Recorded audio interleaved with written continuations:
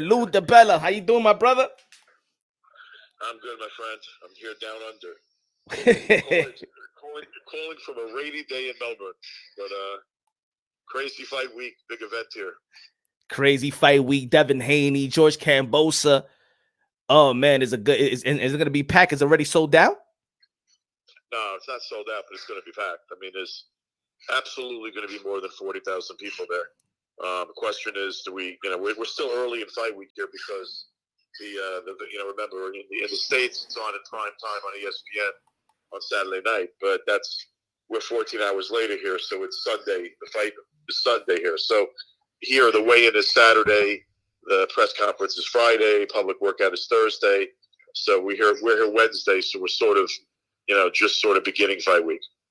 Oh man, so how's George Kambosos been doing? Look, he's confident as hell. I mean, he's beyond confident. He's in his zone, Yeah, but I got to tell you, Haney seems pretty relaxed himself. He seems okay, and look, these are two of the best young fighters in the world, man. And the outcome is doubt. Anybody who tells you that they're positive who's winning this fight probably doesn't know shit. This is one of those fights where you have two excellent, young fighters. Look, I'm not picking against. I learned better than to pick against Kambosos at this point. He might be one of the most confident fighters I've ever worked with. And he's got that like Deontay Wilder belief in manifesting things.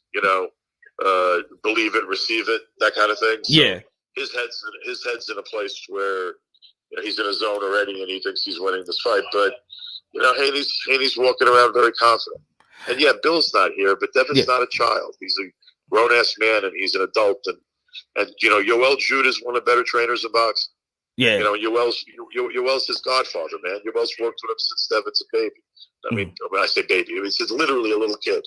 Like, Devin is his godfather. Yoel's been working with Devin since he's a little kid. So, his corner's still going to be good. And the kid knows how to fight. It's not like he has to learn how to fight. And I don't think he's overwhelmed by the moment. He seems to be under control. And look, I think you got two fighters right now that are ready to go. And there's going to be an undisputed champion, come Monday morning. Let me ask you this question, because of course you mentioned about Bill Haney not being there, and a lot of people still talking about it. I got to be honest with you. I'm reading some of the most ignorant shit on social media. Some of the shit people saying. I have an undercard fight that broke up because one of the fighters had a misdemeanor 10 years ago. Oh wow! Okay? If you have a couple of DUIs, you don't get into this country. Bernard Hopkins hasn't broken the law in how many decades? He had since 1992 years. Floyd couldn't get into this country. I mean, they have a very. And by the way, people with records can't get into the United States so easily. But here, it's really, really strict. So I'm reading all this ignorant shit trying to suggest, this is trying to make things. You think the Australian federal government gives a fuck about Kambosos or Haney or whether somebody can fight? I mean, you think they're setting their immigration laws based upon a fucking prize fight? No, their laws are their laws. I mean, and by the way, we worked really hard. I mean, I personally believe that he should be here. I personally believe that, but it's not my decision. I'm not the government. Yeah. I mean, what if you know what I'm saying? If you was representing Devin Haney, would you have let, or would you have risked it if Devin Haney was your fighter during the circumstances? Not because it's not because it's just his dad. I don't believe that there's a daddy issue, but Bill Haney is also his manager. Would you have approved of it if Devin Haney was your fighter to go out there in Australia without a manager and his head trainer? Yeah, I would have. For the opportunity. The trainer and the manager don't fight the fucking fight, bro. Oh, okay. Fighter fights the fight. And he's been training with his dad his whole life. And by the way, give Bill Haney some credit. He raised an adult, grown-ass, mature man. And by the way, this is an opportunity with one fight to be everything you've told the whole world you are since you're a kid. Facts. So, like, I mean, of course I would have. I mean, like, come on, man. Come on. Yeah, because I mean, George Kambosos been doing everything abroad, over here. You know what I'm saying? So he always. It's not like look. George had to pay the dues and get where he's getting the hard way. And for this particular fight, there's, Devin's got, it's not everything's 100% Devin's going Devin's way on this one, but that does look. Also, we got a referee and three judges, all neutral, right? Mm-hmm. So we had nothing to do with picking the judges. The ratings organizations picked the judges. Yeah. But Team Haney had a problem with two of the judges, right? Okay, we switched them. George allowed them to be switched. So basically, the judging panel is Devin's judging panel. Oh. That's what I'm saying? Okay. Like, in other words, there was an effort made to even the playing field here. Not only did we were always going to use 4 neutral officials. The organizations came to us with 4 officials. Mm-hmm. We wound up changing 3 of the officials. One of the officials, the referee, was changed at the request of both camps. 2 of the judges were changed at the request of the Haney camp. Yeah. Okay. We didn't have to. We could have fought over that. George could have fought over that. Mm-hmm. But I guess the feeling was, if as long as we think the judge is okay, there was a feeling that people wanted Devin to be comfortable and wanted the playing field to appear to be as equal as possible. Nobody wants excuses here. Facts. We don't want that. We don't want that. No one wants that. What do you feel? What do you feel about the press conference, the psychological warfare of George Kambosos? And do you feel like what he was saying is it true, or is he just playing mind games with Devin Haney? What do you feel about the press conference? Everybody been talking about it. I mean, I'm not gonna get into shit. But come on, fighters talk to each other. Fighters, I mean, it is what it is. Like, what I'm saying? What do I think about psychological warfare? I think that George has used this in every. We did it the same thing before the Teofimo fight, whatever. He likes to. He believes the fight begins before you actually walk in the ring. Yeah. Right. So, and by the way, this has been going on for the history of boxing. Psychological warfare has been used by. You go back to before there was televised boxing. I mean, it's always been part of the game. And part of the other issue is, how does the other guy deal with it?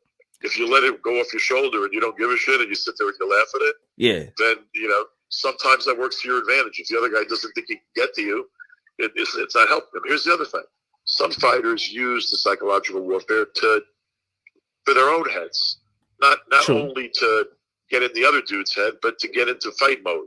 Mm-hmm. George. One of George's favorite books is The Art of War. Famous book by The Art of War is one of the all-time most famous books. But it's about basically assessing the enemy and tactics to what it's boxing. It's boxing. I don't know, man. Maybe we're living in a PR culture. Boxing. It's not only boxing. People talk shit in every sport. Yeah. Before guys, you see someone says something stupid, and then before a World Series or a Super Bowl or whatever, it gets posted on the friggin' wall. If it pisses somebody off, as something to fuel the team, right? Mm-hmm. So it cuts both ways.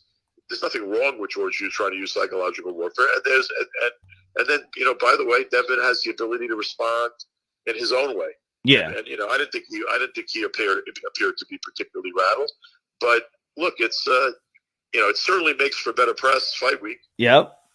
I mean, I like the trash talk, and I think that George Kambosos is a hell of a trash talk. He's a hell of a trash talk. He's reminding us of Tyson Fury. You know what I'm saying? He got the lip. He got the lip. I think that that stuff captivates people and entertains people. And how does it affect the other fighter? It may not. And sometimes when it doesn't affect the other fighter, maybe that affects the fighter doing the talking. So it's like, I thought it would look. The stare down on Monday was certainly entertaining here. So let me ask. Let me ask you this, because I was talking about the narrative that's on that people say about George Kambosos and Devin the Dream Haney. He's coming in as the underdog versus Devin Haney, but he beat Teofimo Lopez, and when Teofimo Lopez beat Lomachenko, he got a lot of credit. Do you feel like George Kambosos has got the respect that he deserves by being Teofimo Lopez, while they put him as the underdog versus Devin Haney? I think he'll get a lot more respect when he beats Devin Haney. Okay. I think that in a weird way, I'm not so sure it's a bad thing for George that he's an underdog. He's been an underdog his whole friggin' career. Yeah. And I think he uses that like a chip on his shoulder. You know, like, oh, okay, these motherfuckers have me as an underdog, but they're going to see. Like, I think that in a weird way, I think he gets motivation from that. I think he fights better from being from the position of being an underdog. So I don't know. Like, I don't think that really is gonna hurt him. Now, I'll be honest with you. Am I surprised that he's an underdog? Well, look, the odds are very close, right? Yeah. But I'm surprised that he's an underdog here. Like, if someone tried to bet the fight here in Australia, he's a slight underdog. It's not only in the States. So I am surprised that in his own country right now he's still an underdog. Damn. But look, he sort of came out of nowhere to be undisputed. And now, look, I think he's going to use it to his advantage. I think it's the kind of thing that makes him like sort of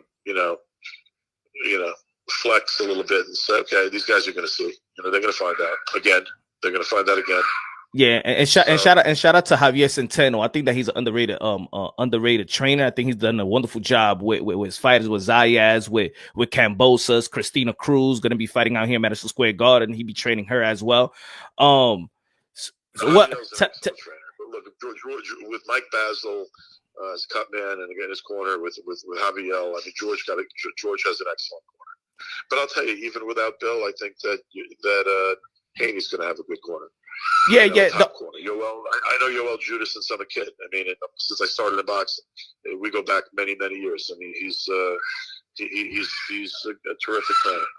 Yeah, the only thing that I was thinking about was when in the press conference when Devin Haney said that they asked him what are you doing that? I mean, what working with Judah, he said we're working on chemistry right now. I'm like, damn, y'all working with chemistry right now. There's days before the fight. And chemistry is everything when it comes to trainer and fighter. But hopefully they get it. They have. I mean, look, it's not personal chemistry. It's just the positioning of being the lead guy in the corner. I mean, but they have decades of personal. I mean, he literally knows Devin most of his life. Yeah, fact. Tell us about. I said that he's the Joe Kawasaki mixed with Pernell Whitaker, Joel Angelino. Welterweight phenom, 130-2 amateur record. Let me tell you something. Make sure you watch ESPN Plus. Catch the early undercard fights. This kid is only 18 years old. He'll be 19 in a couple of weeks. But dude, he has some kind of a track record for a young kid. 130 wins, 2 losses as a Cuban amateur. Then went to be with his dad. His dad is an Italian national, lives in Italy. Yeah. Mom is Cuban. He lived with his mom. He lived with his mom in Cuba, and that's where he was a Cuban amateur junior, where he won 130 out of 132 fights. He went to Italy at about 15, 16 years old to be with his dad, and had 10 international competitions, all of which he won. That's amazing. So, I mean, and he was sparring with Ugas before his last fight. Yeah, leading up to the Earl Spence fight. Yeah, even though this kid is only 18 and never fought, only fought really as a junior, he was heavily recruited by everybody. And look, timing helped me here also. The kid had a sort of a dream that he believed he was going to make his pro debut on a big show before he was 19 years old, and well, here we are, and there's a big show 2 weeks before his 19th birthday, and I was able to sign him, and he's going to be making his pro debut against an undefeated, like 3-0 Aussie kid who was a decent amateur over here. He's going to make his pro debut on ESPN Plus in the States. It'll be on the pay-per-view here, but I think the kid is a sensational prospect. Look, you never know when you sign a kid this young. Yeah, it's still a kid. You know what I mean? But so I mean, he's got to prove himself as a pro, and it's going to be a road when you're 18 years old. But look, some of the best young fighters we have right now, starting real young. Look at Xander. Yeah, right? Yeah. But I'm really high on this kid.